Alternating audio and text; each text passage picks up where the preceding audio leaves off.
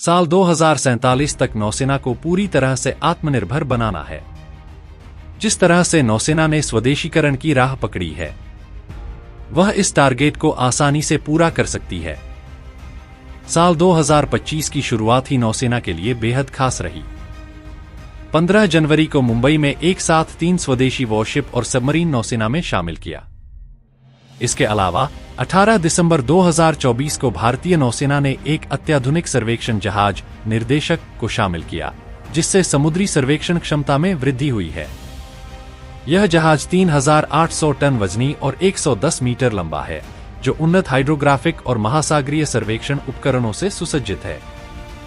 ये युद्धपोत पूरी तरह से भारत में निर्मित हैं, जो देश की रक्षा उत्पादन क्षमता को प्रदर्शित करते हैं। इन प्रयासों के साथ भारतीय नौसेना आर्टिफिशियल इंटेलिजेंस (AI) जैसी आधुनिक तकनीकों का भी समावेश कर रही है। नवंबर 2023 में मुंबई से गोवा के बीच पहली स्वायत्त ऑटोनॉमस बोट का परीक्षण किया गया, जो स्वदेशी कॉम्बैट मैनेजमेंट सिस्टम से लैस थी। यह पहल भविष्य के युद्ध परिदृश्यों के लिए नौसेना की तैयारी को दर्शाती है। इन सभी कदमों से स्पष्ट है कि 2025 में भारतीय नौसेना अपनी समुद्री शक्ति को नए आयाम दे रही है, जिससे देश की सुरक्षा और सामरिक क्षमता में महत्वपूर्ण वृद्धि हो रही है। 2047 तक भारतीय नौसेना दुनिया की शीर्ष 3 नौसेनाओं में शामिल हो सकती है। 100% स्वदेशी युद्धपोत और पनडुब्बियां, AI और साइबर टेक्नोलॉजी से लैस नौसेना, ग्लोबल स्तर पर प्रभावी समुद्री शक्ति, चीन और अन्य देशों को टक्कर देने में सक्षम। वर्तमान में भारतीय नौसेना के 65% से अधिक युद्धपोत और पनडुब्बियां स्वदेशी हैं, जिसे 2047 तक 100% तक ले जाने का लक्ष्य है। Missile, torpedo, gun system, radar और इलेक्ट्रॉनिक वारफेयर सिस्टम भारतीय कंपनियों द्वारा विकसित किए जाएंगे। ड्रोन, रोबोटिक सिस्टम और ऑटोनॉमस अंडरवाटर व्हीकल्स (AUVs) को शामिल किया जाएगा। INS विक्रांत की तरह पूरी तरह से स्वदेशी विमान वाहक पोत बनाए जाएंगे। DRDO, HAL, LT, Tata Advanced systems और अन्य भारतीय रक्षा कंपनियां मिलकर नौसेना की जरूरतों को पूरा करेंगी। नौसेना के पोतों में बायोफ्यूल, सोलर और इलेक्ट्रिक टेक्नोलॉजी का उपयोग बढ़ेगा। सभी ब्रांचों में महिलाओं की भागीदारी सुनिश्चित की जाएगी। 2047 तक भारतीय नौसेना सिर्फ आत्मनिर्भर ही नहीं, बल्कि ब्लू वाटर नेवी यानी महासागरों में गहरी पैठ रखने वाली ताकतवर नौसेना बनने की ओर अग्रसर होगी। इसका मतलब है कि भारत सिर्फ अपनी समुद्री सीमाओं की रक्षा ही नहीं करेगा, बल्कि इंडो पैसिफिक और अन्य महत्वपूर्ण क्षेत्रों में अपनी मौजूदगी भी बढ़ाएगा। अभी 65% युद्धपोत और पनडुब्बियां भारत में बन रही हैं, लेकिन 2047 तक यह 100% हो जाएंगी। प्रोजेक्ट 75I के तहत भारत अपनी खुद की स्टील्थ पनडुब्बियां बनाएगा, जो पाकिस्तान और चीन जैसी समुद्री चुनौतियों का मुकाबला करेंगी। INS विक्रांत की तरह और स्वदेशी एयरक्राफ्ट कैरियर बनाए जाएंगे। INS विशाखापत्तनम जैसे अत्याधुनिक विध्वंसक जहाज पूरी तरह से भारत में बनेंगे। यह पहल भारत सरकार के आत्मनिर्भर भारत अभियान के तहत की जा रही है, जिसमें नौसेना को स्वदेशी निर्माण, तकनीकी नवाचार और रक्षा उपकरणों के घरेलू उत्पादन पर अधिक ध्यान देना है। ब्रह्मोस 2 हाइपरसोनिक मिसाइल, मौजूदा ब्रह्मोस का अपग्रेड वर्जन, भारतीय नौसेना के बेड़े में शामिल होगी। Smart torpedo system, supersonic missile assisted release of torpedo, जो पानी के नीचे दुश्मन की पनडुब्बियों को नष्ट कर सकेगा। सभी युद्धपोतों और पनडुब्बियों में DRDO द्वारा विकसित हथियारों का ही इस्तेमाल होगा। TEDBF twin engine deck based fighter नौसेना के लिए स्वदेशी लड़ाकू विमान विकसित किया जाएगा, जो MiG-29K को रिप्लेस करेगा। स्विफ्ट और घातक स्टील्थ ड्रोन, नौसेना अपने मिशन के लिए ऑटोनॉमस और स्टील्थ ड्रोन का उपयोग करेगी। ALH ध्रुव और हल्के लड़ाकू हेलीकॉप्टर LCH भारतीय नौसेना की मदद के लिए स्वदेशी हेलीकॉप्टरों की तैनाती बढ़ेगी। DRDO, HAL, Bharat Electronics Limited, BEL, Larsen and Toubro, LT, Tata Advanced Systems जैसी कंपनियां भारतीय नौसेना को स्वदेशी बनाने में अहम भूमिका निभा रही हैं। नौसेना ने 75 से अधिक रक्षा स्टार्टअप्स को सहयोग देना शुरू कर दिया है, जो भविष्य में भारतीय रक्षा उत्पादन को मजबूत बनाएंगे। ऑटोनॉमस अंडरवाटर व्हीकल्स (AUVs) और समर्थित निगरानी ड्रोन समुद्र में निगरानी को आसान बनाएंगे। AI आधारित स्वचालित युद्ध प्रणाली जो खतरे का स्वतः विश्लेषण कर तुरंत प्रतिक्रिया देगी। AI द्वारा संचालित साइबर सिक्योरिटी सिस्टम जिससे दुश्मन के साइबर हमलों को रोका जा सकेगा। भारतीय नौसेना अपने जहाजों को हाइब्रिड और इलेक्ट्रिक सिस्टम से लैस करने की योजना बना रही है। सौर ऊर्जा और बायोफ्यूल से चलने वाले जहाज विकसित किए जा रहे हैं, जिससे ईंधन पर विदेशी निर्भरता कम होगी। कार्बन उत्सर्जन को कम करने के लिए हाइड्रोजन आधारित ईंधन सेल तकनीक विकसित की जा रही है। प्रोजेक्ट 15B के तहत दुनिया का सबसे खतरनाक स्टील्थ गाइडेड मिसाइल डिस्ट्रॉयर इन सूरत, प्रोजेक्ट 75 के तहत वगशीर स्कॉर्पियन क्लास की छठी और आखिरी सबमरीन और 17 के तहत 7 नीलगिरी क्लास फ्रीगेट शामिल किया गया। इस साल अभी और नौसेना की ताकत में इजाफा होने वाला है। नीलगिरी क्लास के 2 स्टेल्थ फ्रिगेट। नीलगिरी क्लास का पहला स्टेल्थ फ्रिगेट इंस नीलगिरी जनवरी 2025 में नौसेना में शामिल हो गया। इसी साल 2 और स्टेल्थ फ्रिगेट नौसेना को मिल जाएंगे। इनके नाम है हिमगिरी और उदयगिरी। प्रोजेक्ट 17 के तहत 7 स्टील्थ फ्रिगेट बनाए जा रहे हैं। सभी बचे 6 स्टेल्थ फ्रिगेट समुद्र में लॉन्च किए जा चुके हैं। इस प्रोजेक्ट के तहत बनाए जा रहे सभी 7 फ्रिगेट में 75% उपकरण स्वदेशी कंपनियों से लिए गए हैं। इसका डिजाइन भी स्वदेशी है। इसे भी स्वदेशी स्टील से ही तैयार किया जा रहा है। हिमगिरी और उदयगिरी की खासियत। यह स्टेल्थ फ्रिगेट 6600 टन वजनी है। यह फ्रिगेट 30 किलोमीटर प्रति घंटे की रफ्तार से चल सकता है। एंटी एयर वॉरफेयर के लिए एयर डिफेंस गन और Barak 8 long range surface to air missile, anti surface और एंटी शिप वॉरफेयर के लिए ब्रह्मोस, एंटी सबमरीन वॉरफेयर के लिए वरुणास्त्र और एंटी सबमरीन रॉकेट लॉन्चर से लैस है। यह फ्रिगेट सोनार, कॉम्बैट मैनेजमेंट सिस्टम और मल्टी फंक्शन डिजिटल रडार से लैस है। लंबी दूरी से आने वाले अटैक को डिटेक्ट भी कर सकता है, उसे ट्रैक भी कर सकता है और उसे इंटरसेप्ट भी कर सकता है। इस फ्रिगेट में 2 हेलीकॉप्टर भी आसानी से लैंड कर सकते हैं और उन्हें रखने के लिए हैंगर भी मौजूद है। Project 17 class Shivalik class freight का फॉलोन प्रोजेक्ट है। 17 के तहत 7 नीलगिरी क्लास फ्रीगेट नौसेना के लिए बनाए गए हैं, जिनमें 4 MDL और 3 GRAC शिप बिल्डर ने बनाए हैं। इस प्रोजेक्ट के सभी शिप MDL और GRAC शिप बिल्डर समुद्र में लॉन्च कर चुकी है। इन स्टेल्थ गाइडेड मिसाइल फ्रिगेट के नाम भारत के पर्वत श्रृंखलाओं नीलगिरी, हिमगिरी, तारागिरी, उदयगिरी, दूनागिरी, विंध्यागिरी और महेंद्रगिरी पर रखे गए हैं। प्रोजेक्ट 17 भारतीय नौसेना के लिए 21वीं सदी की सबसे महत्वपूर्ण परियोजनाओं में से एक है। इससे भारतीय नौसेना को स्टेल्थ, मल्टीरोल और हाईटेक युद्धपोत मिलेंगे, जो देश की समुद्री सुरक्षा को अभूतपूर्व मजबूती देंगे। भारतीय नौसेना को अत्याधुनिक स्टेल्थ युद्धपोतों से लैस करने के लिए प्रोजेक्ट 17 की शुरुआत की गई थी। इसमें अत्याधुनिक तकनीक, स्टेल्थ डिजाइन और आधुनिक हथियार सिस्टम शामिल हैं।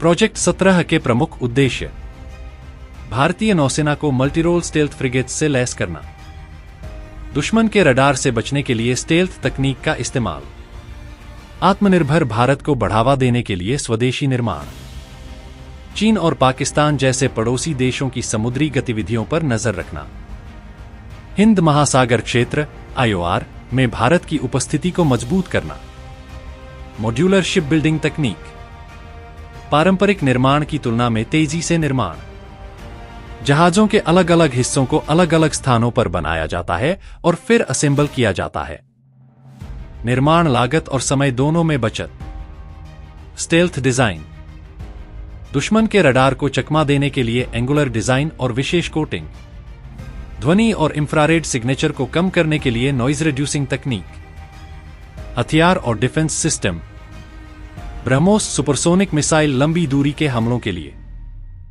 बराक 8 मिसाइल सिस्टम हवा से आने वाले खतरों के खिलाफ सुरक्षा, टॉर्पीडो और anti submarine warfare ASW system, 127 mm gun और CIWS close in weapon system से लैस, मल्टीफंक्शन रडार और sensor, ESA active electronically scanned अरे रडार, आधुनिक सोनार सिस्टम जिससे पनडुब्बियों की पहचान आसान होगी, इलेक्ट्रॉनिक वॉरफेयर EW सिस्टम जिससे दुश्मन के हमलों को नाकाम किया जा सके, हेलीकॉप्टर ऑपरेशन, प्रत्येक फ्रिगेट में 2 हेलीकॉप्टर हाल ध्रुव या MH-60R रोमियो ऑपरेट कर सकते हैं। एंटी सबमरीन ऑपरेशन और समुद्री गश्ती के लिए उपयोगी। रणनीतिक महत्व और समुद्री सुरक्षा पर असर। चीन की बढ़ती नौसेना शक्ति का सामना करने के लिए भारतीय नौसेना को उन्नत जहाजों की आवश्यकता थी। भारतीय महासागर क्षेत्र (IOR) में भारत की मौजूदगी को मजबूत बनाएगा। इंस विक्रांत जैसे स्वदेशी विमानवाहक पोत के साथ मिलकर काम करेगा। 2047 तक भारतीय नौसेना को पूरी तरह आत्मनिर्भर बनाने में मदद करेगा। कुल जहाज 7 स्टेल्थ फ्रिगेट्स बनाए जा रहे हैं। निर्माण स्थल Mazagon Dock Shipbuilders Limited (MDL) Mumbai 4 युद्धपोत बना रहा है। Garden Reach Shipbuilders and Engineers GRAC Kolkata 3 युद्धपोत बना रहा है। लागत लगभग 45,000 करोड़ रुपए। उद्देश्य भारतीय नौसेना को आधुनिक, स्टेल्थ और मल्टीरोल फ्रिगेट्स से लैस करना। स्वदेशीकरण इन जहाजों के 80% से अधिक उपकरण भारत में बने हैं, जिससे यह आत्मनिर्भर भारत का बेहतरीन उदाहरण बन रहा है। भारतीय नौसेना के नीलगिरी क्लास स्टेल्थ फ्रिगेट पूरी तरह से स्वदेशी युद्धपोत हैं, जो प्रोजेक्ट 17 के तहत बनाए जा रहे हैं।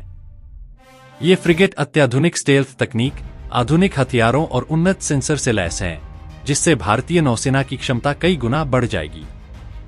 यह परियोजना भारतीय नौसेना के लिए 7 आधुनिक स्टेल्थ फ्रिगेट के निर्माण का कार्यक्रम है।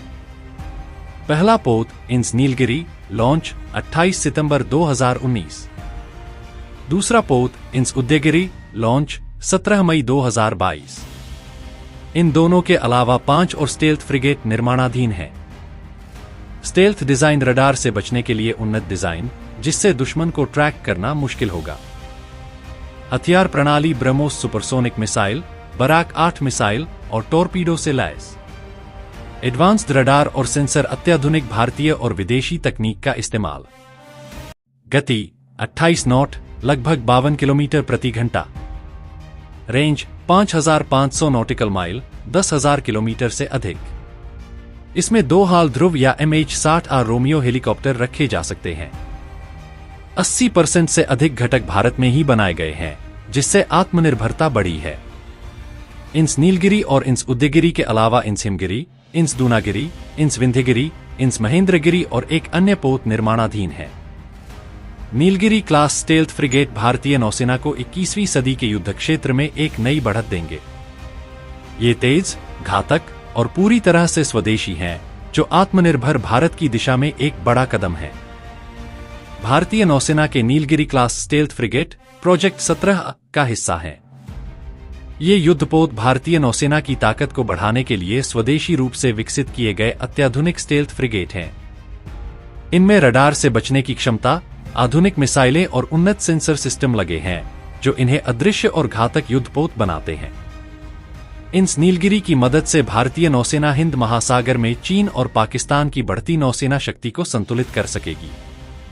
इंस नीलगिरी लॉन्च डेट 28 सितंबर 2019।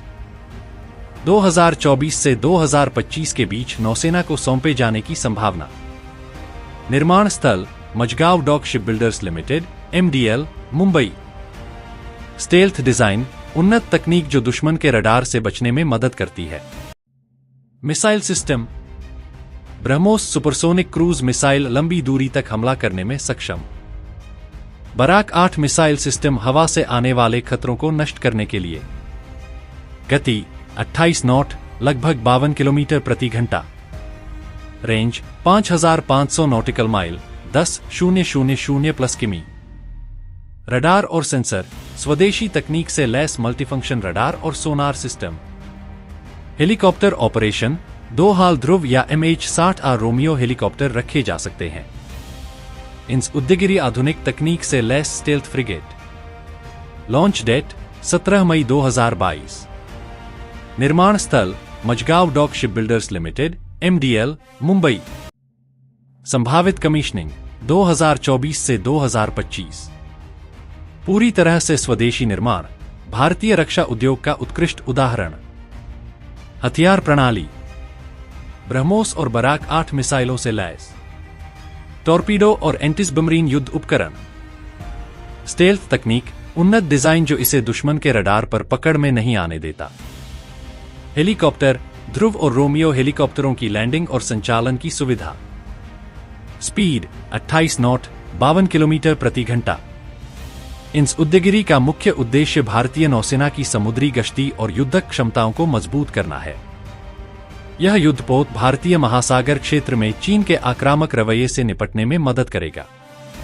इंस नीलगिरी और इंस उदयगिरि भारत के सबसे उन्नत और अत्याधुनिक स्टेल्थ फ्रिगेट हैं। ये समुद्री युद्ध और निगरानी मिशनों में भारतीय नौसेना को जबरदस्त ताकत देंगे। यह भारत को आत्मनिर्भर बनाने और समुद्री सुरक्षा को मजबूत करने की दिशा में एक बड़ा कदम है। इंस हिमगिरी अत्याधुनिक स्टेल्थ फ्रिगेट। लॉन्च डेट 14 दिसंबर 2020। निर्माण स्थल garden Reach Shipbuilders and Engineers, GRAC, Kolkata. संभावित कमीशनिंग 2024 से 2025। स्टेल्थ डिजाइन दुश्मन के रडार से बचने में सक्षम उन्नत तकनीक। हथियार प्रणाली BrahMos supersonic cruise missile, Barak 8 air defence missile system, torpedo और anti submarine warfare system. Radar और सेंसर उन्नत स्वदेशी सेंसर और multifunction radar. Speed 28 knot 52 kilometre प्रति घंटा। रेंज 5500 नॉटिकल माइल 10,000 प्लस किमी। हेलीकॉप्टर ऑपरेशन 2 हाल ध्रुव या MH-60R रोमियो हेलीकॉप्टर रखे जा सकते हैं। तो दोस्तों, अगली वीडियो में फिर मिलते हैं कुछ और इंटरेस्टिंग फैक्ट और न्यूज के साथ। अगर आपको वीडियो पसंद आए तो लाइक, शेयर और सब्सक्राइब जरूर करें, और अगर आपको किसी और विषय के ऊपर वीडियो चाहिए तो कमेंट में जरूर बताएं। धन्यवाद।